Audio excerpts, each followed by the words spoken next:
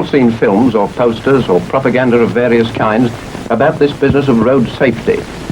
And we've heard it suggested, usually quite wrongly, that a lot of this propaganda is put out by ministries or officials who've never ridden a motorcycle in their lives. So we like to emphasize right at the start that this is a film about motorcycling that's made entirely by motorcyclists, written and produced by motorcyclists, photographed by motorcyclists, and acted entirely by motorcyclists who you'll see in a moment arriving for their daily work as motorcycle repairers, testers, salesmen and the like. Nobby Clark, Motorcycle Club official. Bill Quinn, TT replica winner, Brooklands record holder, seasoned veteran and everyday rider for over 30 years. Eric Wilson, twice a gold medal winner in the International 6 Days Trial. Keith Walker, trials rider and short circuit racer. Ken Morris, Isle of Man TT rider. And the rest, more than 50 keen everyday motorcyclists. All these experienced men are fond of motorcycle sport in one form or another, trials or racing, solo or with sidecar, but they all confine their spectacular riding to the proper place, the racetrack or the trial section. On public roads you can find a quieter or less conspicuous bunch of riders, and they often have a quiet smile when they see a noisy rider showing off on the road. This kind of demonstration's a poor advertisement for the rider and for the whole motorcycling movement. Before we go on to show you a few riding hints, we'd like to mention that in the course of this film we've staged a few crashes. We've done this partly to help illustrate certain points and partly to make it more interesting. But because of these fake accidents, don't run away with the idea that motorcycling's a dangerous pastime. There's nothing dangerous about this. Any possible danger depends on the user. And this, remember, is a lethal weapon, if you like to use it that way. More pedestrians become road casualties than any other class of road user, not just because there are more of them, but because they're more vulnerable. This kind of thing happens daily.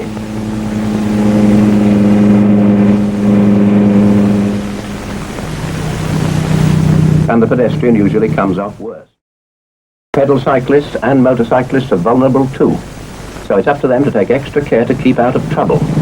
And we're going to try to show you how, by demonstrating some of the things we've learnt the hard way from actual experience. And remember that every single one of the incidents you're going to see isn't just a theoretical possibility. It's something that's actually happened to one of us or to someone we know during long years of hard riding. First, we'll deal with maintenance. A good rider keeps his machine in safe, roadworthy condition. Look after the brakes.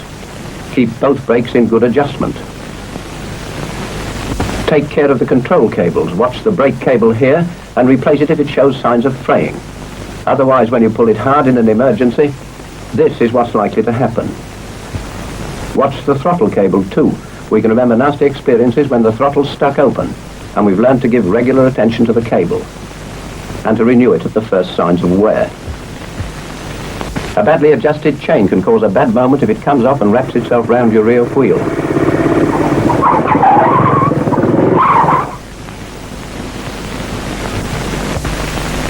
Don't ride with a chain like this. Adjust it until there's only the right amount of slack, like this. Check your tire pressures. Wrong pressures cause unsteady steering. And after all, it's not a lot of trouble to inflate a soft tire, provided your lungs are in good condition. And don't ride a yard with a cut tire. Bald tires like this encourage skidding and in any case cause frequent punctures. Bad tires are a nuisance and a danger. Renew them before they're too far gone. Test the lights and pay particular attention to the dip beam. See that it dips properly and adjust the settings so that you don't cause dazzle.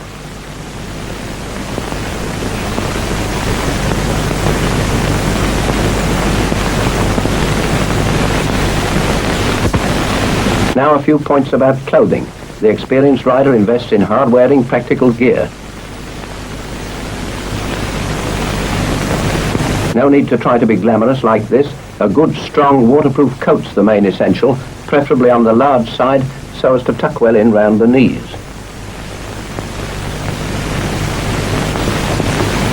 And tough, sensible gloves, and it's a good tip to sew on a scrap of wash leather for wiping rain off goggles. This type of glove, treated with a reflecting material, will help to make sure that your hand signals are visible by day or night.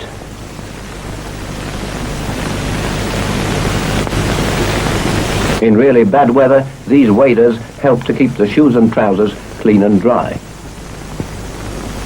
If you wear a scarf, tuck it well in. A loose scarf or a trailing belt can cause trouble if it catches in the chain. Another tip, a towel round the neck soaks up rain. And if you're caught with a thin coat, a thick wad of paper helps to keep out the wind. When choosing goggles, get a pair with a wide field of vision, so that you can see things out of the corner of your eye, like these.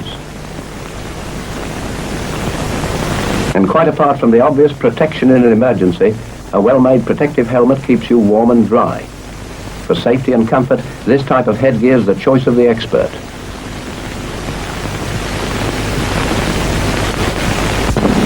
Motorcycles, if in good condition, aren't difficult to start if you know how. Don't kick away like this. Get an expert to teach you the knack. First, see that the petrol's turned on at the tap, and see that it's getting through to the carburetor by feeling the tickler. Switch on, in the case of coil ignition models, set the twist grip slightly open and give a good swinging kick. And when the engine's started, don't start off suddenly without warning or without looking.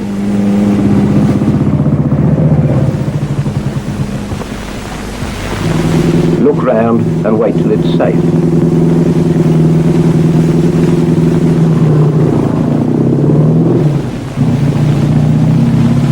If it won't start on the Kickstarter, don't try pushing unless you've practiced first in a quiet spot. This shot's based on an actual incident where a machine ran away with its pusher and injured some pedestrians.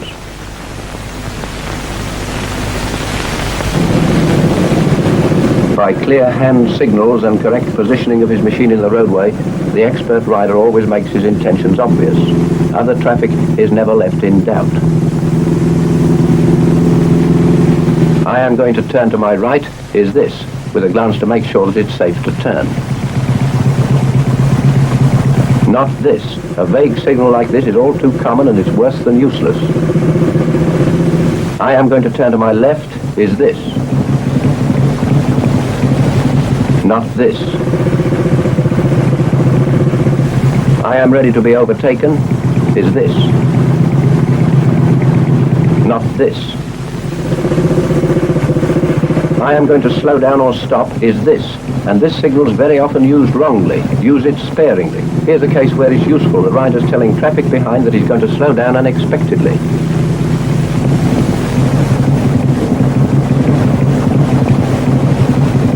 And at pedestrian crossings, it's a good thing to let other drivers and pedestrians know that you intend to slow down.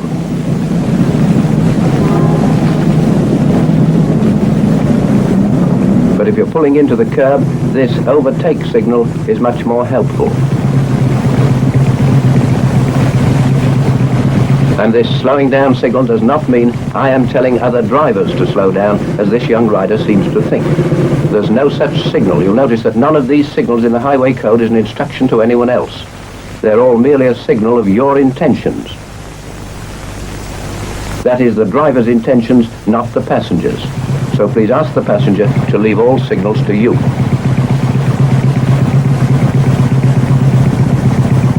But just giving a signal isn't the whole story of making a turn. Correct road positioning is equally important. Making a right turn, the experienced man filters to the crown of the road, or the right-hand side of the road in the case of a one-way street.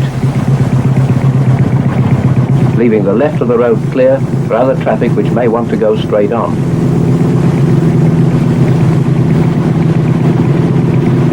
Much the same with a left turn. Filter to the near side well in advance, a clear signal, and it all looks very easy. These novices, with their poor road positioning and no proper signal, leave other drivers in doubt as to what they intend to do.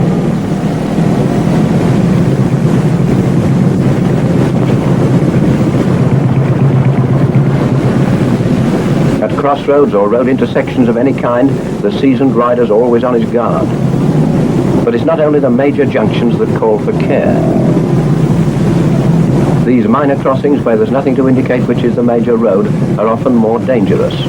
And it's worth noting that at places like this, the seasoned racing man is noticeably slower than the novice.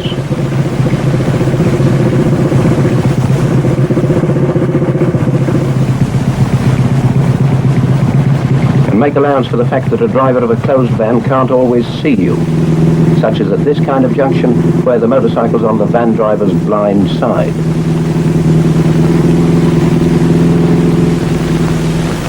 And don't be encouraged to cross just because a passerby waves you on. Always be cautious about signals given by pedestrians. They can't be relied on. And in these cases, the pedestrian's invariably missing if there's an accident. Hey you, come back. At this next crossing, watch those pedestrians. Their actions give a warning. Watch the pedestrians again. This is a better sign. A halt sign means halt. The law says you must come to a complete and absolute stop just before the line. And that's exactly what the wise rider does, even when it seems unnecessary. Just slowing down isn't enough.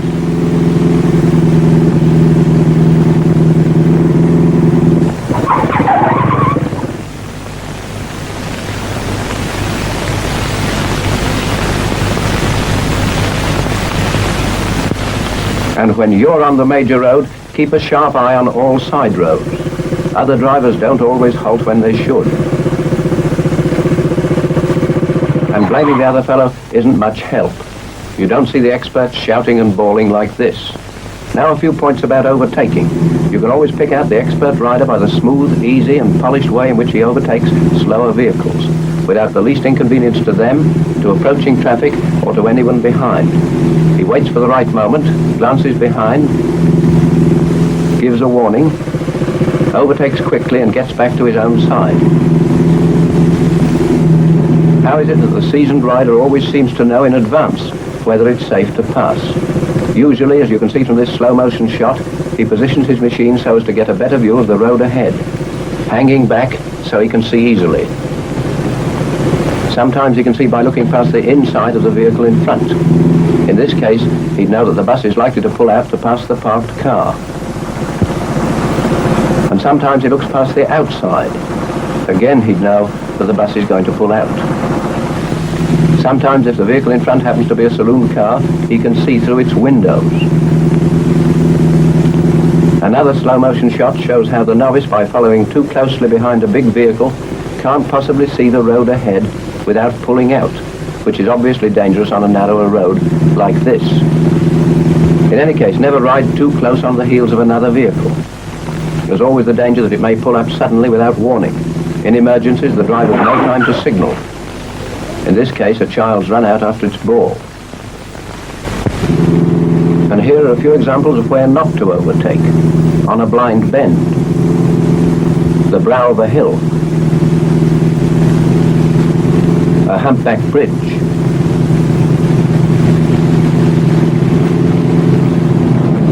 approaching a pedestrian crossing, or anywhere at all unless you can be perfectly sure of a clear road. And when you've finished your overtaking, get back to your own side as soon as possible. But don't cut in too closely in front of the overtaken vehicle, as this rider's doing in this slow motion shot. When you see a stream of vehicles overtaking a slower one, avoid following on.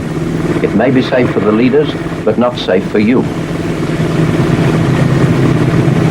Watch out too when overtaking a parked vehicle. It may move off suddenly without a signal. The door may open unexpectedly. Someone may step out from behind.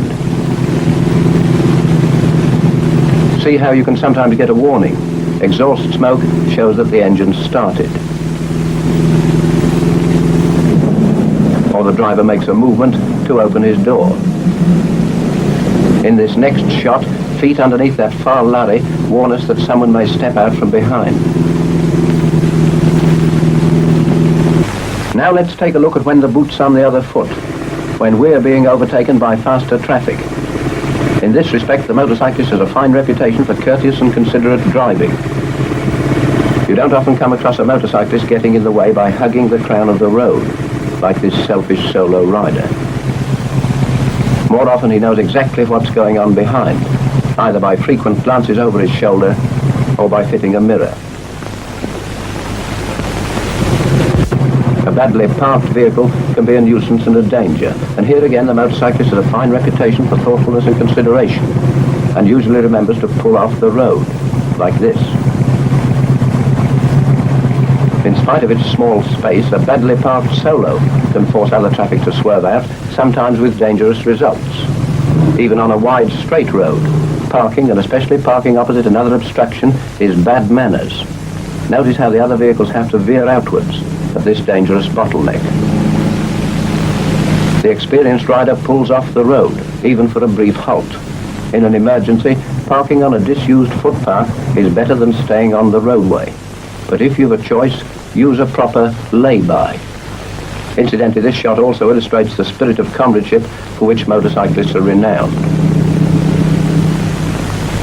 Now for a few points about taking a passenger. The insurance records show that the sidecar outfit's the safest of all road vehicles. But if you drive one, here are a few points to remember. Make sure that the sidecar's fitted securely and properly lined up. Not like this one. When cornering, remember that if you tackle a left-hand bend too quickly with a light sidecar, the sidecar wheel may lift. So slow well down beforehand and accelerate round the bend well within your limits. Right-hand bends are a lot easier, but don't run away with the idea that you can't overturn bike over sidecar. If you attempt a right-hand bend too quickly, even the safe sidecar outfit can overturn.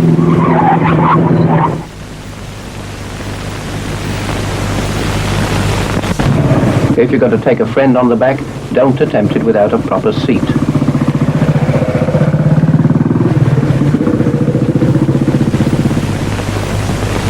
Fit a good make of pillion and strong footrests. This kind of dual seat's safe and comfortable.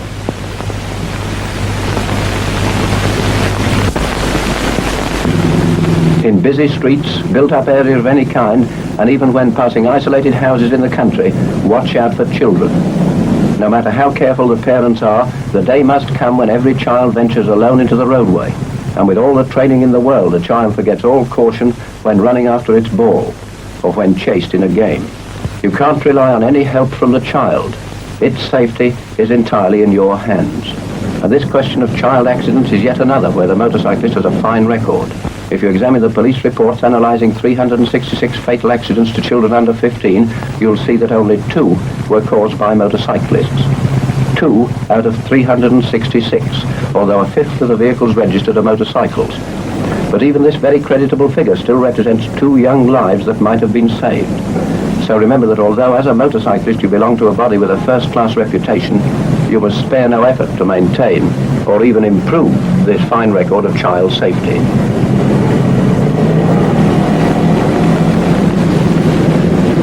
When the road surface is wet, reduce speed. Learn to recognize the more slippery road surfaces.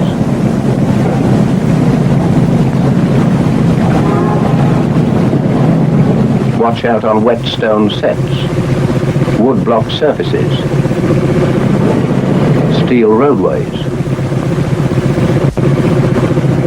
tram lines, roads covered with wet leaves,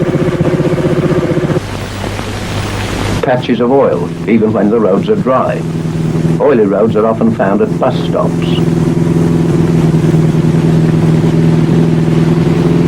Loose gravel, especially on bends. All these treacherous surfaces call for extra care. So avoid sudden changes in direction or changes of speed. Hard braking on a bad surface will always lead to trouble. Even on a good surface, do all your braking with the machine vertical and travelling in a straight line. Apply both brakes smoothly and progressively. Change down and use your gears as a brake. And remember that the front brake's the more important of the two. Ice-bound and snow-covered roads call for even more care. Freshly fallen snow isn't so bad, but where possible, pick a path where the snow hasn't been packed down into ice by the passage of vehicles. When the road's covered with smooth ice, it's often a good plan to ride in the gutter, where there's usually a certain amount of grit to provide some wheel grip.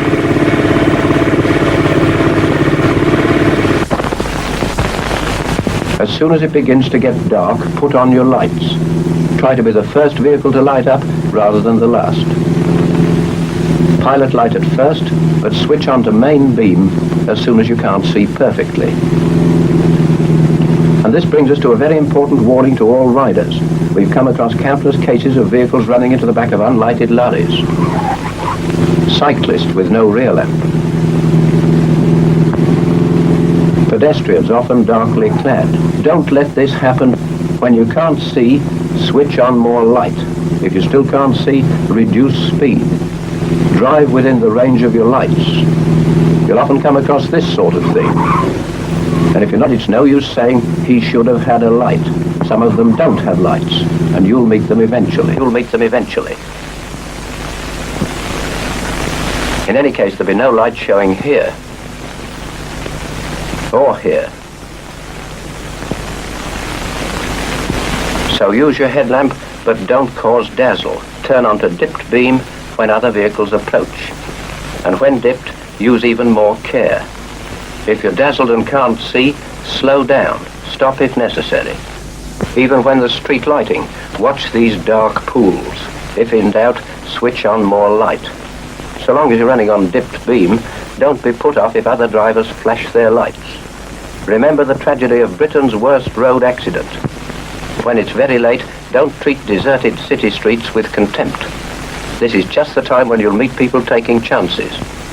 And it's the time when the drunken driver's about. If you want to overtake at night, flick your light as a signal. If you don't want to overtake, dip the light to save dazzling the car driver through his mirror. And remember, you can't expect other drivers to respect hand signals if they can't be seen. These shots show the advantage of luminous gloves.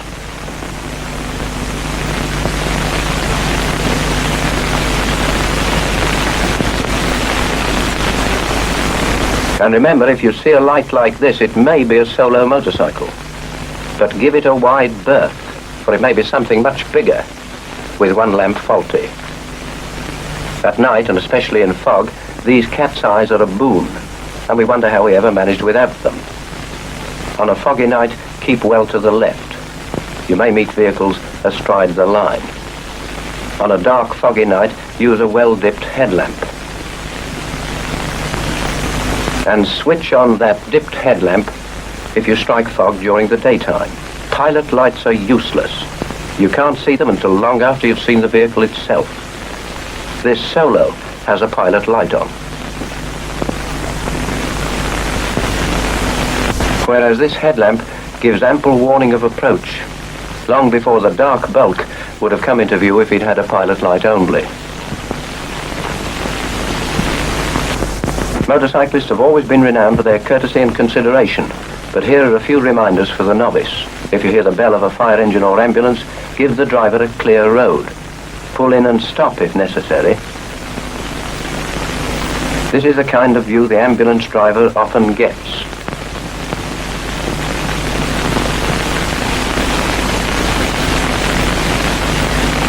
How much easier for him if other traffic gives way.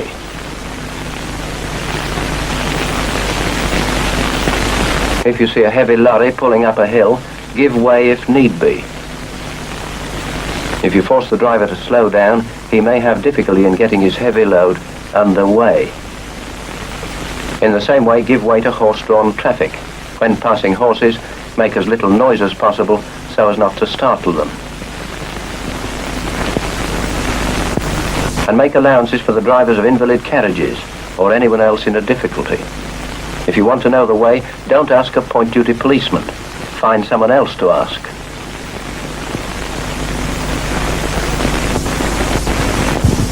Now a word about the other fellow. Do you ever stop to consider his point of view? You share the roads with 50 million others. Drivers, cyclists, pedestrians of all ages and all standards of intelligence and education. Some young and fit, others old or not so fit. All of us make mistakes sometimes, make allowances for theirs. This kind of fist shaking is the sign of a bad driver, one who's not yet learnt to be tolerant. How much nicer to see a wave and a friendly smile. And look at this case. Repeated horn blowing like this is illegal as well as ill-mannered. This is the type of rider who gets motorcyclists a bad name. Whereas this friendly consideration for an older man is in the true motorcycling tradition. We can't all be experts, so let's make allowances.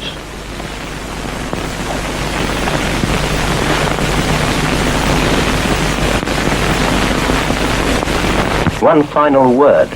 We've tried to cram the experience of 1,000,000 miles into a brief 40-minute film, but don't let that give you the idea that there's anything complicated or difficult about motorcycling. Although we've faked a few crashes to illustrate some of our points, we repeat that a motorcycle is not, in itself, a dangerous vehicle. Inevitably, there are a few dangerous riders, just as there are dangerous drivers of cars and lorries, which are bigger, and therefore more lethal, vehicles.